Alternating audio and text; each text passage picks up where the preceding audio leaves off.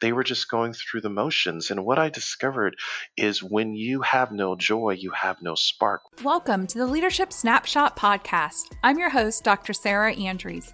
Each episode, we focus on leadership topics, concepts, and ideas that'll help you develop your leaders and develop yourself. So stay tuned. We have a lot to talk about. So today I'm honored to have Simon T. Bailey as my podcast guest. He's a breakthrough strategist, a keynote speaker, an innovator, and the author of Be the Spark. So welcome to my podcast. Thank you for having me. So good to be with you.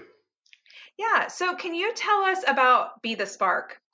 Be the Spark is based on my research of 1,800 organizations in 49 countries, asking this question around how do they continue to bring customers back year after year. And what we discovered is number one, organizations create a culture where everyone matters. Number two, leaders have the ability to connect with team members on a deeper level. And then number three, they shift from customer service to customer love. And when they make that shift to customer love, they start with their employees. Because if employees love the brand, they can pass it on to customers. But all of that really starts with a leader who understands to create that environment so everyone can find their spark. I love that. And in your book, do you talk about how a leader can really do that? I do. Yeah, I really drill down on how leaders can really start with themselves to really look at what they're doing, not just as a job, but as an opportunity. One of my greatest failures when I first got promoted into a leadership role when I worked at Disney was I was a boss with an agenda instead of a leader with a vision. And even though I felt that I knew everything, I didn't know anything about emotional intelligence and how to really engage people in the happiest place in the world. So, what I really attempted to do in the book is first of all, a leader, he or she has to look in the mirror and say, how do I be the best version of myself? Number one. Number two, how do I move from me to we? Making it about those that I work with. And then number three, how do I look for a way to intentionally serve those that I work with on a regular basis? What was your inspiration behind Be the Spark? I realized 30 years ago a number of people went to work and they settled for a chair, a check, and a cup of coffee in Cubicle Farm and woke up 30 years later and they were working a job, which job stands for just over bored, but there was no light in their eyes. There was no fire in their belly. They were just going through the motions. And what I discovered is when you have no joy, you have no spark. When you have no spark, you have no voice. And when you have no voice, you're not free to be your most authentic self. But when you find your voice, you find your joy. And when you find your joy, you find your spark. And you begin to live from the inside out. So you begin to really serve everyone that you work with in a fresh way because it's not so much about what you're getting, paycheck, benefits, but it's about who you are becoming and the imprint that you are leaving on the head, hearts, and minds of those you work with every single day. I love that. Can you just talk a little bit more about that imprint? Yeah, so every single day, leaders have to really begin to think about leadership is caught and taught. The job of a leader is to invite men and women on a journey to discover the leader within themselves while they're following you. So, in other words, a leader, he or she can never take a person to a place that they have not been themselves. So, if I'm going to leave an imprint, I have to think about what are my behaviors, my habits, my tone, and how I show up? Because that's leaving an imprint on everybody that you work with. So, years ago when I was working at Disney, I was working for a leader, and he used to mark up a report that I would submit to him. And one day I just got fed up. I had had enough. And I marched into his office, and it was not a very pixie dusted conversation, if you know what I mean. And I said, I can't believe you're marking up this report. I don't think you like me. I think you're working against me. I think you're trying to hold me back. And I said some other things that was very not becoming. But then he said to me, the reason I'm doing this is because one day you may be in the big seat. You may be in my shoes. I am preparing you to be my backfill, and you need to know how to think more strategically instead of just in tactical terms. And it was a huge epiphany, but it left an imprint on me that has guided my career almost 20 years later post Disney. And so, what I recognize is every leader, he or she, is leaving an imprint by how they conduct themselves on a regular basis. Mm. So I loved that you said leadership is taught and caught. So what does it mean when it's caught? So I like to say there's too much business being done via emails, and one of my failures as a leader early on, I worked for 6 different companies, 10 different jobs. So in another company I worked for, I used to lead by email, and email sometimes causes people to end up in jail. So I would send out an email thinking, and copying people on the email that didn't have really anything to do with the body of the message, right? And what my team was catching was, oh, he does business by email. Why go have a conversation? And I think sometimes we are so comfortable in hitting send that behind content is intent. And so, what I quickly realized when I had to go through, HR had to do an intervention because if I didn't change my behavior, Disney was going to invite me to find my happiness elsewhere. So, what I quickly realized is that I had to be mindful of what were people catching from me as I was leading. And I was able to change my behavior once I went through start, stop, and continue. And I made the adjustments and I really began to recognize I needed to get up off my blessed assurance and go walk down the hall, have a conversation, meet somebody face to face so that they could really get a sense of doing business face to face, not just being led by email.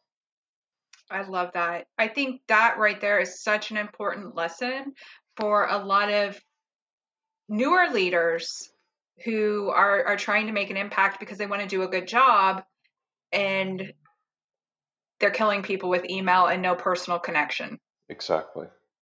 Mm. So, what made you decide to go into business for yourself? Well, and Disney sent me to Paris a number of years ago to design a leadership program for 1,000 leaders out of Barclays Bank out of London. And Lion King had just come out. And I was there in Paris and I said, remember who you are. You are more than what you have become, which is the famous line from Lion King. And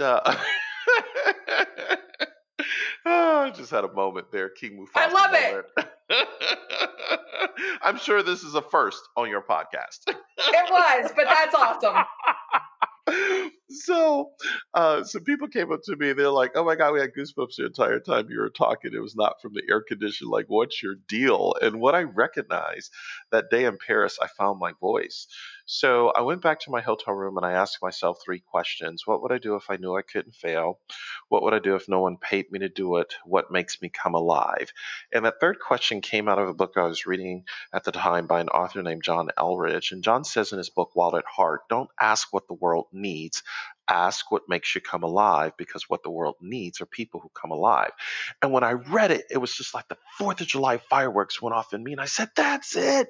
That's what I want to do. So I came back to Florida from Paris and I didn't quit Disney right away, but I did begin to create an exit strategy. And it was accelerated. So I don't share this story too often, but I got a call from a journalist. Whenever you work at Disney, you never talk to the media unless authorized. Well, I wasn't authorized, and a journalist said, where do you see yourself 10 to 15 years from now? And I said, I see myself as president and CEO of the Walt Disney World Resort and eventually the chairman and CEO of the Walt Disney Company. I wasn't really thinking this, but I just, said it. Well, he put this in print. So the article comes out, page 12, Florida Business Trend magazine. And my boss calls me in the office, like, what the heck were you thinking saying you wanted to become the number one guy at Disney? And I said, Larry, I work at a company whose motto is, if you're harnessing your dreams, no request is too extreme, for when you wish upon a star, it makes no difference who you are. But obviously it does here. So it was funny. It's funny today, not funny then. And that kind of like accelerated my exit strategy out of Disney. So Mm-hmm. yeah, so that's the backstory. A lot of people don't know. Mhm. So, do you mind telling everybody what you do at your current in your own business?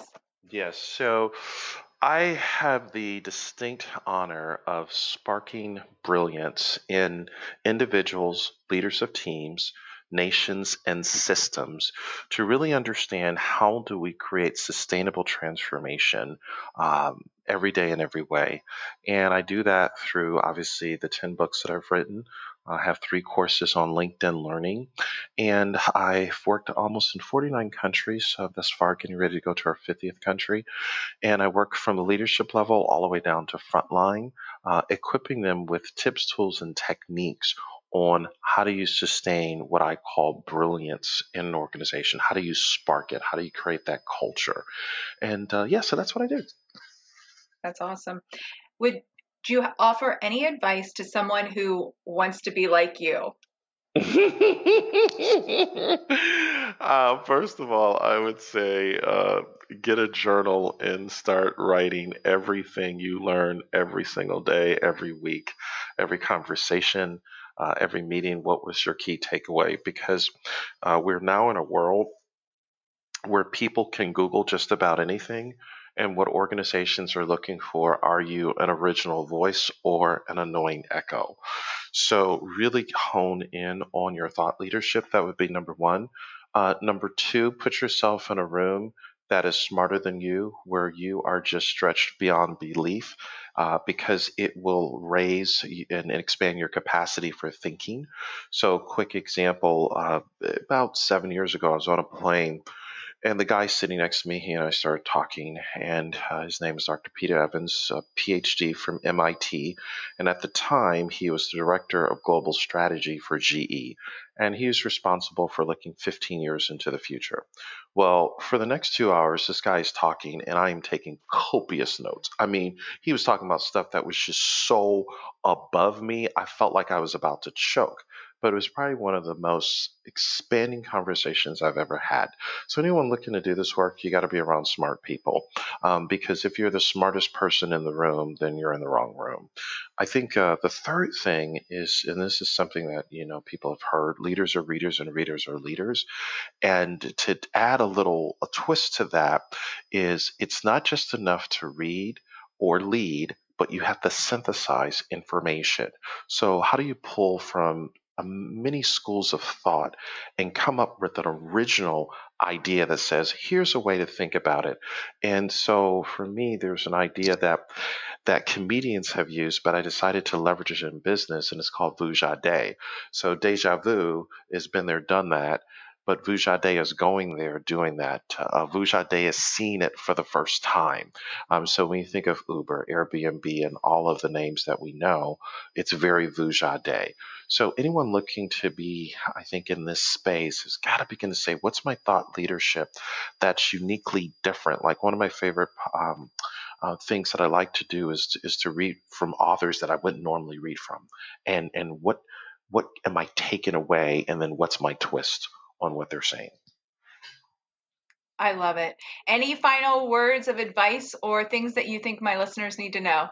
I think if leaders really want to be respected, they have to love their people, because if you don't love them, you won't lead them, and you're just there occupying a space. But when you love your team members, and obviously with HR listening, figuratively, not literally,